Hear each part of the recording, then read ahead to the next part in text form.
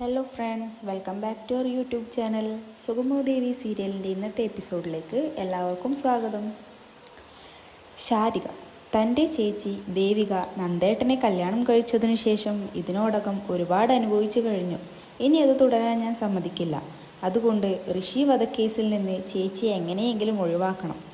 അതിൻ്റെ പേരിൽ ചേച്ചിയെ ഒരു കാരണവശാലും ദ്രോഹിക്കരുത്. ഇത് കേട്ട സിദ്ധാർത്ഥൻ, ശാരിക പറഞ്ഞതിൽ യാതൊരു തെറ്റുമില്ല. ഞാൻ ഹരിയേട്ടനെ ഇങ്ങോട്ട് വിളിച്ചു വരുത്തിയിട്ടുണ്ട്. അദ്ദേഹം ഒരു ജഡ്ജാണല്ലോ. അദ്ദേഹവുമായി സംസാരിച്ചതിന് ശേഷം നമുക്ക് വേണ്ട തീരുമാനങ്ങൾ എടുക്കാം. MLA ആയിട്ടുള്ള ദേവികയ്ക്ക് ഇതിൻ്റെ പേരിൽ യാതൊരു പ്രശ്നവും ഉണ്ടാകില്ല. തൻ്റെ വിഷമങ്ങളെല്ലാം ചന്ദ്രമതിയോട് തുറന്നു പറയുന്നു. ചന്ദ്രമതി ഇത് കേട്ട് പ്രഭാവതിയെ കുറ്റപ്പെടുത്തുന്നുണ്ടെങ്കിലും എല്ലാ തരത്തിലും താങ്ങും തണലായിട്ട് കൂടെ നിൽക്കും. പക്ഷേ നന്ദൻ ചെയ്ത തെറ്റായ കാര്യത്തിൽ നിന്ന് അവനെ രക്ഷിക്കാൻ എനിക്കൊരിക്കലും കഴിയില്ല.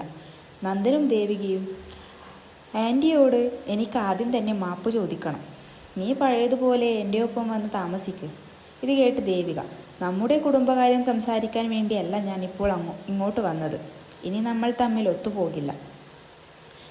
ഇത് കറങ്ങിത്തിരിഞ്ഞ് നിന്റെ തലയിൽ തന്നെ വീഴും. അതുകൊണ്ട് സൂക്ഷിക്കണം. ഞാനിതിലൊരു തീരുമാനം ഉണ്ടാക്കാൻ പോവുകയാണ്. പ്രഭാവതിയോടും ദേവികയോടും നന്ദനോടും എല്ലാ സത്യങ്ങളും തുറന്നു പറയാൻ ഞാൻ തീരുമാനിച്ചു കഴിഞ്ഞു.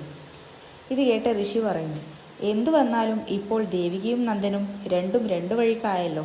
അതുതന്നെ എനിക്ക് ധാരാളം. പക്ഷേ അമ്മ ഈ സത്യങ്ങൾ അവരോട് പറയുകയാണെങ്കിൽ ഞാൻ സൂയിസൈഡ് ചെയ്യും. ഇത് കേട്ട് പ്രഭാവതി നന്ദനോട്, എല്ലാ കാര്യങ്ങളും നീ വക്കീലിനോട് തുറന്നു പറയേണ്ട. തൻ്റെ മകനെ എങ്ങനെയെങ്കിലും രക്ഷിക്കണം. ഇത് കേട്ട നന്ദൻ, ഇല്ല, ഞാൻ എല്ലാവരോടും എല്ലാ കാര്യങ്ങളും തുറന്നു പറയും. നിയമം അനുവദിക്കുന്ന ശിക്ഷ എനിക്ക് കിട്ടണം. എങ്കിൽ മാത്രമേ ഞാൻ ഇതിൽ നിന്നും കുറ്റവിമുക്തനാവൂ. ഒരിക്കലും തെറ്റ് ചെയ്തവനെ ഞാൻ രക്ഷിക്കില്ല.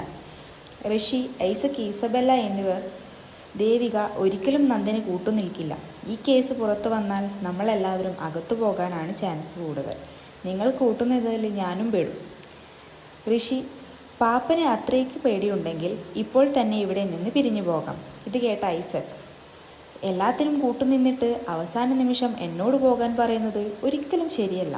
നിന്റെ ഈ ഭ്രാന്തൊക്കെ നിർത്തുന്നതായിരിക്കും നല്ലത്. ഇത് കേട്ട ഇസബെല്ല, ദേവിക സത്യത്തിൻ്റെ പാതയിൽ മാത്രമേ സഞ്ചരിക്കുകയുള്ളൂ എന്ന് എനിക്ക് ഉറപ്പായിരുന്നു.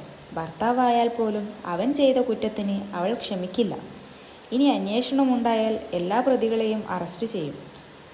ഋഷി മരിച്ചിട്ടില്ലെന്ന് തെളിഞ്ഞാൽ അത് വലിയ പ്രശ്നങ്ങളിലേക്ക് പോകും. തുടർന്ന് കാണൂ ഇന്ന് രാത്രി 9 മണിക്ക് ഫ്ലവേഴ്സ് ചാനൽ.